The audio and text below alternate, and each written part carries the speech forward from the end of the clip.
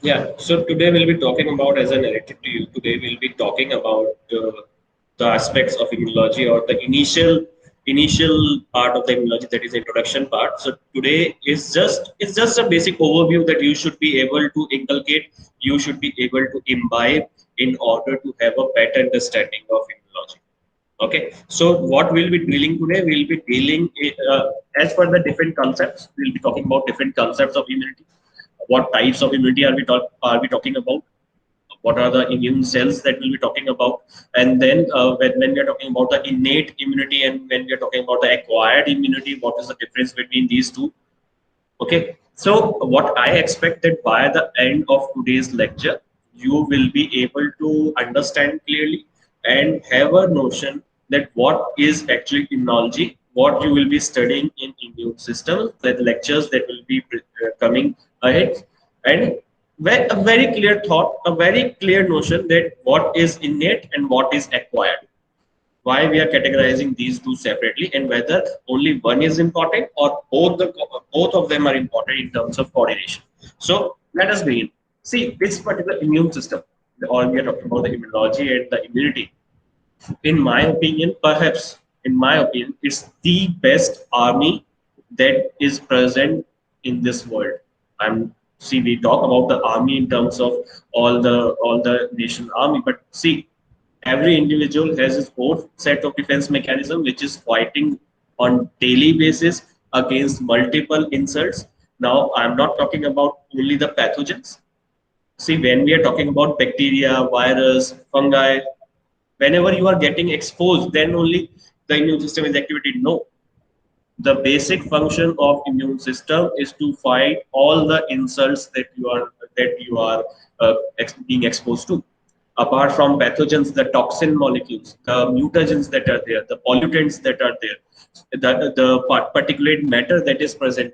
So your immune system's job is first of all to maintain the homeostasis. See, all the immune system is composed of what? Multiple types of immune cells. So all those cells have a definite lifespan, and after that particular definite lifespan, they are going for death.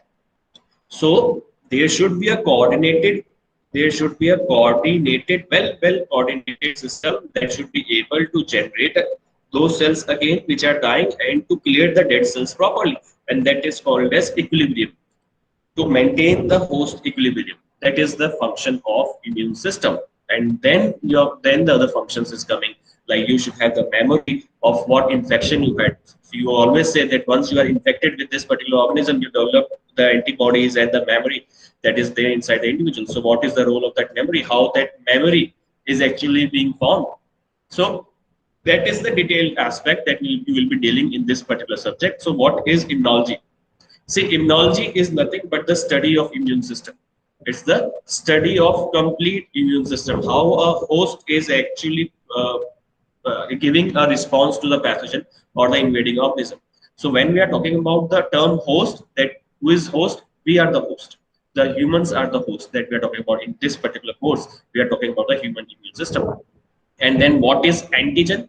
The term that is we are talking about. Antigen is any foreign molecule, any foreign macromolecule. It can be a bacteria, it can be a virus, it can be your fungi, it can be a parasite, it can be anything that is related to this, pertaining to this particular representation that I am showing you in this picture.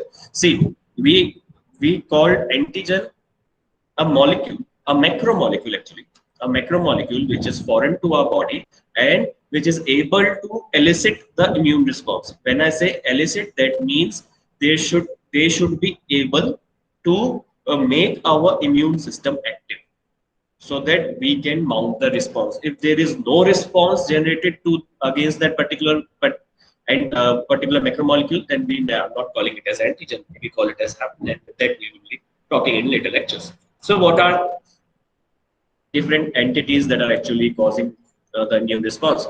Whether all the pathogenic organisms like bacteria and all, or there are toxins like cholera toxin, diphtheria toxin that are classical examples, toxin molecules, or we are talking about the mutagens or the carcinogens that are responsible for the mutation and the onset of carcinogenesis, the pollution matter, the particulate matter that is present in the environment, or I have not incorporated another thing, the physical agents like the excess of noise, the excess of radiations. So all the attributes that are collectively responsible for causing any kind of damage to your body, then the body's defense mechanism's responsibility is to mount the immune response and eliminate that particular antigen.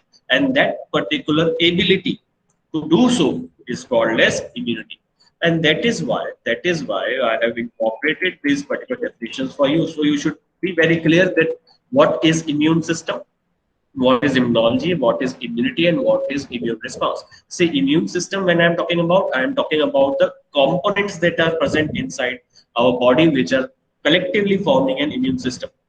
So a system is what? Multiple players are coming and forming an army. So that is a immune system. What is immunology? That's the study of all those players, all those cells, all the organs that are involved in this immune system and how the response is mounted. When we are talking about immunity, that is actually the ability to resist and fight against the pathogen or any kind of toxic insult. That is the ability called as immunity. And then what is immune response? Now that is the major part for biotechnology people. Response. Majority of the time where we are working in, whether we are working in the case of research labs or whether we are working in certain industries which are dealing with the immunological aspects. So in under that scenario, the only thing that matters is to have a very clear cut notion, what is actually immune responses, what are actually immune responses. So the immune responses are nothing but these are uh, coordinated events among the players of the immune system that will be generating the response against the pathogen. That will be generating the response against the pathogen, and that is called as immune response. So, what's the role of immune system? As I told you, yes, we are talking about the fighting against the microbes. Yes, the pathogens fight is there, and that is perhaps the most common function that everybody knows. Apart from that, there are certain factors which are responsive, which are called as endogenous antigen. They are not from outside; they are built up inside, like oncogenic stimulants, like the factors that are required for growth of tumor cell. So it's the job of our immune system to recognize whether the cell is getting affected or transformed and to remove that cell from our. Then perhaps in my opinion the best function or the most critical function is to maintain the homeostasis. The homeostasis means the normal physiologic response or the equilibrium state of an individual. What is happening inside this homeostasis? Nothing major. Normal response means, suppose there are RBCs, or we are talking about the lymphocytes. Then after a certain lifespan, these lymphocytes are dying. Then there should be a coordinated event to remove the dead lymphocytes and to generate again, so that we are not going under deficient condition. Suppose I have 100 people army. So if 10 are dying, then I should be replenishing the same so that I have a constant number of 100. And that is the function of this complete immune system. So these are the functions that we will be dealing with. And let's talk in brief about your historical aspects, how these things evolved and how the discoveries happen. See, when we are talking about discoveries, see the year what I am talking about. We are talking about 1880s. 1880s in the Mechnikov, he proposed the cell-based immunity, and he was the person who identified the phagocytosis. Then Behring in 1890, along with Kitazo, he actually had the notion, imagine in 1890, to have an idea that yes, if we are vaccinating an animal and then using the serum of that animal to vaccinate the others can be protective against the diphtheria. So the serum can be used as a vaccination part to impart the immunity. That particular concept was established by Behring and Kitazo. And then later on in 1940s, another remarkable discovery where Chase clearly demonstrated that at that time TB was very causing very havoc, causing death globally. So what they did, they transferred the white blood cells. They transferred the white blood cells to the individual, and thereby thereby they conferred the immunity against tuberculosis. So what they did, they clearly showed that whether you are talking about the serum or you are talking about the cells of the immune system, both are responsible, both have both are sufficient enough, both are sufficient enough to impart the immunity. So when we are talking about immunology, see why it is important, why it is relevant. In past 2 years, we know that pandemic is there, right? And everybody, as soon as the pandemic came, what first notion they gave, that your immune system should be strong. How a normal individual will be able to understand that how this particular immune system is getting strong, how this immune system is getting strong, and that is based on understanding the complete attributes of immune system. Then since last century, 19 Nobel Prizes have been given to the immunology-related research. Then what are those? What are those few discoveries that I'm talking about? See, Edward Jenner regarding smallpox vaccine.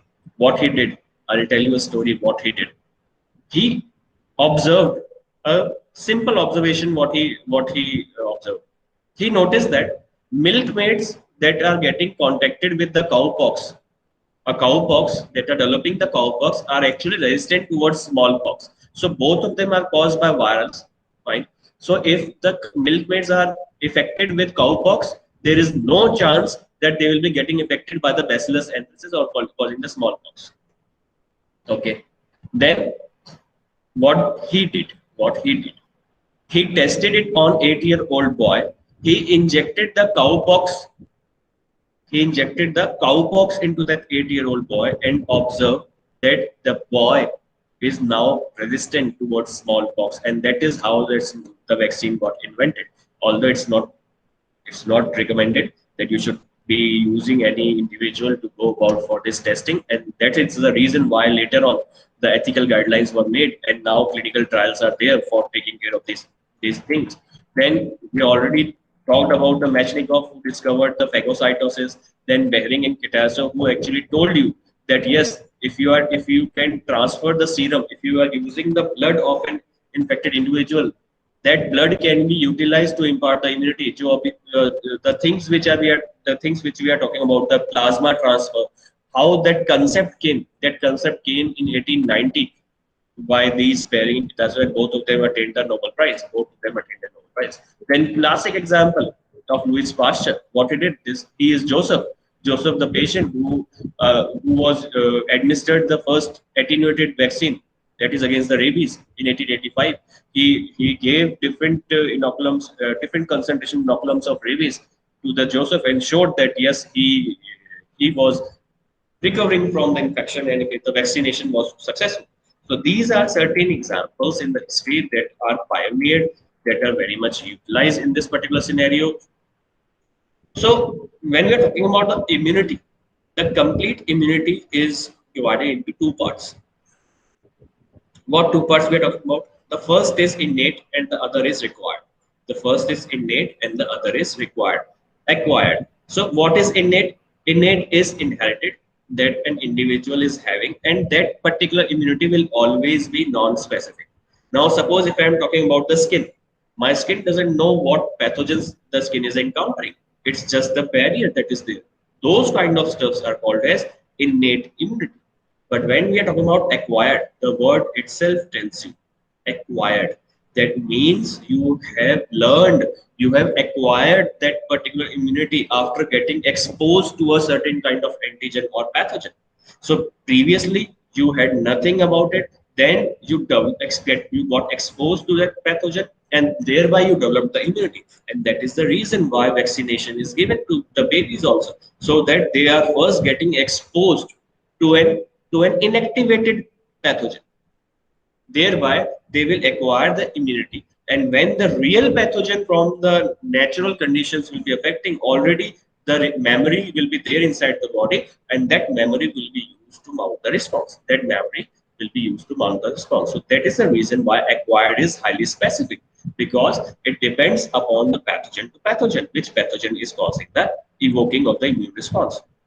And when we are talking about the acquired, that can be mediated or the acquired immunity can be channelized by two different paths. You can say different paths. I call it different systems. Why? Because if you are talking about the clearance of pathogen or mounting an immune response using an antibody, that we are talking about humoral immune response. You will be listening and you will be studying this completely in detail. That is humoral immune response. And when we are talking about the T lymphocytes mediated activation of immune responses, that is called as cellular immune response or cell mediated immunity. So clear, it's clear cut. When we are talking about acquired, we are talking about two type of cells: T cells and B cells. B for boy. So B cells are responsible for forming the antibodies, are actively participating in immune responses, humoral immune response. But when we are talking about T cells, T lymphocytes, we are talking about that cell-mediated immune responses and how these immune responses are actually coordinated, how they are responsible for clearing the pathogen, that we'll be studying in detail, of course. Then, as I told you, the innate and adaptive. Innate is non-specific, adaptive is specific, and in immunology, what we say that innate is your first line of defense. Innate is your first line of defense, or I should say primary line of defense, whereas the adaptive, the acquired, is always the second line of defense. It's always the second line of defense. So, in response, in immunity, what we are talking about, both of them can be elicited whether in natural condition or in you can say the planned exposure or the unplanned exposure. When we are talking about the planned exposure means I am deliberately adding the exposure or adding the pathogen to the human system so that the human system should be able to develop the immunity. That is called as acquired, whether I am going for serum or whether I am going for vaccination. Okay, then under natural condition is when you are getting exposed to a pathogen which is present in the environment. So there is a wild type pathogen which can affect the individual, or the immunity which is transferred from mother to the baby, which is transferred from mother to the baby, the transplacental immunity that we are talking about. So these two immunities, the innate and acquired, is actually the everything. Complete immunology is divided into either innate or acquired. So we'll be studying different aspects of these two immunities in detail. So when we are talking about acquired, we are talking about T and B lymphocytes. But when we are talking about the innate, we are talking about the physiological mechanisms and the line of defenses that are present in our body. So when we are talking about innate immunity, please remember that is the first immunity which will be giving the response to any kind of pathogen. So that's why we are calling it as first line of defense. So whenever a human body is getting exposed to any kind of antigen, the first line of defense will be activated and it will be giving you the response in a span of 0 to 4 hours. Whereas when we are talking about the adaptive immunity, the time region will be 4 to 96 hours. That means 4 hours to 3 days. 4 hours to 3 days, it will be giving you the first response. And the late response can also come after 3 days or 96 hours. So that is the thing. But what is the other difference? Innate immunity does not have any kind of memory, whereas the adaptive immunity, once activated, once a pathogen has crossed the innate immunity and is able to elicit or activate the adaptive immunity, that activation and response of clearing that pathogen will confer the immunity memory or long-lived memory that we are talking about. The memory which will be remembered in our immune response, so that whenever next time that infection is happening, our immune system will be able to mount a very good response. So in nutshell, this is what the summary of what we have discussed till now, what we have discussed.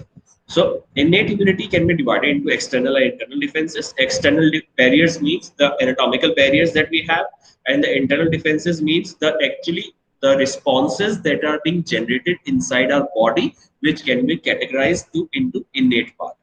And what are those responses? The phagocytosis, the phagocyte cells. Then multiple antimicrobial proteins that are present inside our body, or the inflammation that we are talking about, the heat, redness, the classical markers of inflammation that we are talking about, all the inflammatory responses, we are categorizing them. Major inflammatory responses and the immunity. Then the complement system and natural killer cells. These two are also very important that we'll be discussing during the course of this particular syllabus. So another is acquired, that we had already discussed, the humoral and the cell-mediated. So when we're talking about the innate, there is no time lag. The moment the pathogen is encountering, it encounters the skin. So the skin is there to act as the first line of defense. That is why I have written there is no time lag and there is no memory and no specificity. Whereas in adaptive immunity, when we are talking about adaptive immunity, takes certain time. Why? Because it has to first recognize the antigen. That antigen should be able to elicit the immune response. Then our immune system will be getting activated, and then it will try to mount a response which is specific towards that particular antigen. It is not a general concept, it's a specific targeting that it will be performed by adaptive immunity. So that is the reason why it has a lag period. And it is highly specific, and of course it has a memory. So when we are talking about the immune system, uh, specifically the innate part, let's begin with the innate part. So we are talking about the anatomical barriers like skin and the mucous lining that is present, physiological barriers, the temperature of our body, and the pH of our stomach plays a very crucial role. Then we have phagocytosis barriers, phagocytic barriers, and the inflammatory responses. So when we are talking about the skin mucosa, mucous membrane that we are talking about, both of them are surface mechanism of immunity. So what is this? See, skin is a barrier, and the keratin protein is also resistant towards many of the bacterial enzymes or the toxin. It provides a resistant against many of the bacterial insults, and the secretions that are happening on the skin, and secretions, most of the secretions are acidic. Whether we are talking about the sweat, the sweating, it is acidic, thereby it is acting as a kind of a defense mechanism. Or the lacrimal gland, the tears, the presence of lysozyme in the sweat and the tears is again antibacterial. Lysozyme, see here what I am talking about, the saliva and the lacrimal fluid, what we are talking about, contains the lysozyme. This lysozyme is the enzyme which is used in labs also for breaking the cell membrane, for rupturing the cell membrane. So when it is secreted by our body in these secretions, it imparts the antibacterial effect. Fine. Then we have mucus lining. Mucus lining is there in nasal passage also. What is the function of mucus? It will trap the pathogen. The moment the pathogen enters, it traps the pathogen. Once it traps the pathogen, then it can be removed easily from the epithelial surface. So that is a function. And then epithelial surfaces, they contains multiple glands which are secreting either the mucus, either the secretions which are containing lysozyme. So these epithelial surfaces are also important. So mucous membrane is present in the respiratory tract, in the nasal tract. Or when we are talking about the complete nasal part, it contains the epithelial, it contains the cilia also, which can propel out the particulate matter which is there. That is why you see that whenever some dust particle has entered, you immediately start sneezing. Why sneezing is coming? Because of the propelling activity of that particular cilia. And when we are talking about the oral cavity contains the saliva which is there inside our mouth. That saliva is acting as, contains what? It contains bicarbonates, it contains lysozyme. Both of them are acting as antimicrobial. Then we have very low pH of stomach. At that very low pH, majority of the proteins are getting denatured. That is why it is again a defense mechanism. Then we have in our large intestine, we have many microbes as microbial flora, or what we call as probiotic. What we call as probiotic. So in that condition, all those microflora that is present inside our gut, those are responsible for synthesizing multiple proteins. Those are responsible for synthesizing multiple proteins, and those peptides and proteins are actually nothing but imparts antibacterial effect to the evading pathogen. And that is why we always say that whenever you are going for any kind of infection, or whenever you have any kind of infection, the doctor recommends that you should go for a probiotic so that it will replenish your gut microbiota. Once your gut microbiota is replenished, right, then what will be happening? Your intestine will be working normally, and it will be helpful in removing the pathogen which has caused the infection of intestine. And similar is the case of conjunctiva. What is happening here? We have a lacrimal secretion, all the tears. So these lacrimal secretion contains the antibacterial substances that is responsible for removing the antibacteria. So whether it is sweat, whether it is the stomach pH, or whether it is the tears or the saliva, all of them are acting as a defense mechanism. All of them acting as a defense mechanism. So as I told you, that in the intestine we have the bacterial flora. So if you will be very surprised, if you take out the intestine small section and plate it on the media inside the lab, you will see n number of different types of bacteria that are present in the intestine, right? So almost greater than 1,000 species of bacteria are present in the intestine of a normal human, which is responsible for proper metabolism as well as maintaining the normal physiological response. Okay, so that is the part that we want to discuss. Then when we are talking about the temperature and pH, which are the physical barrier, you should be clear. You should have a clear concept. Why you get a fever when you are getting infected? Fever is there because the immune system is mounting a response. That means the temperature is somehow related to the immunity. Okay, so what it is doing, what temperature is doing, at that particular temperature, different pathogens go inactivated or they reduce their activity. Why? See, for fungal pathogens, the optimum growth for temperature is 28 degrees Celsius, but your body is maintaining the 37 degrees Celsius. So at 37 degrees Celsius, the activity of the fungal pathogens will be reduced. Similarly, if you're talking about I give you the example of chickens. What is happening inside the chicken?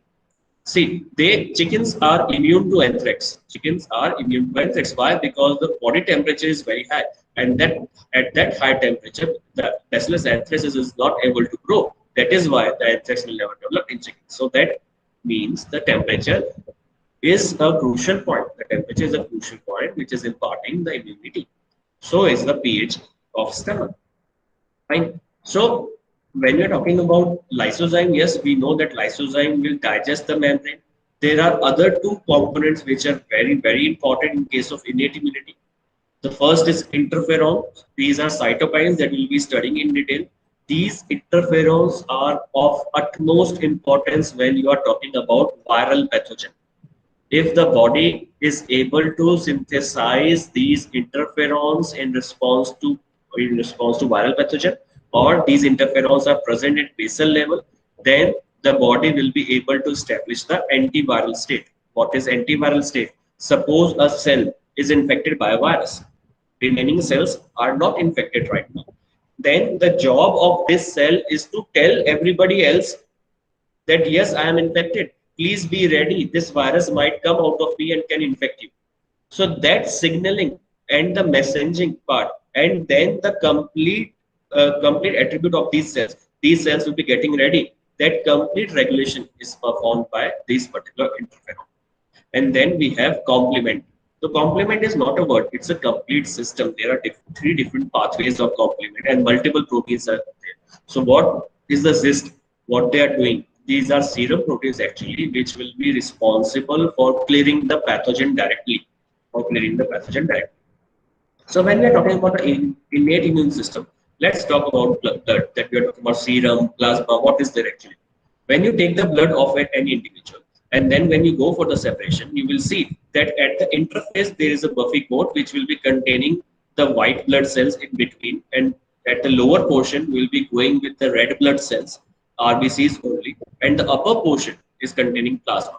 So what is plasma?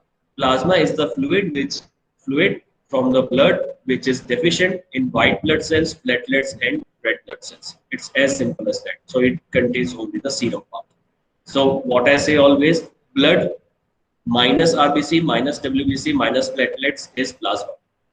Okay, so if you want to isolate WBC, you can use the middle layer buffy coat. If you want to isolate the RBC, you can remove everything and you use the RBC. If you want to use the serum or the plasma, you can take out the plasma and you can use it for a function. So what is there in the plasma? In plasma, you will have all kind of proteins, whether we are talking about the complement proteins or coagulation factors or these cytokines like interferons that we are talking about. So these all will be there. What is inside the WBCs? White blood cells that we say. So those white blood cells are what? In white blood cells, you will be having different populations. What are those populations? In this image, you are seeing dots in these three, and there are no dots in these two. So the dots are granules. So that's why we call them as granulocytes. Granulocytes. So what are granulocytes? Eosinophil, basophil, and neutrophil cells. Okay. Then these two are agranulocytes, where granules are absent. Agranulocytes. Now these two are agranulocytes, and what are these two cells? Monocytes, which will differentiate into macrophages, which are phagocytic cells, and lymphocytes. What lymphocytes? Lymphocytes are whether T cell or B cell. Both of them are categorized here as lymphocytes, right? So this is what we are saying that will be happening in white blood cells, the constituent activity of white blood cells. The lymphocytes will be having B, T, and of course natural killer cells, the NK cells. So that is the thing that you should clearly understand, that what is the composition of white blood cells, right? Let's go ahead. Then let's start taking each and individual cell in brief, in very brief. Okay. Although subsequently we'll be studying them in detail that why they are used. So yes, neutrophils. What are these? These are perhaps the most abundant population of cell in white blood cells. Almost 60% of the white blood cell is made up of neutrophils. Why? Because these are very efficient phagocytes. They can directly engulf the pathogen as a phagocyte and can digest the pathogen and can remove it from the body. So that is why I say that neutrophils are the most important cells of innate immune system. And you can see the nucleus, how the nucleus is there. It is by multi-lobe nucleus. That's the classical identification of these.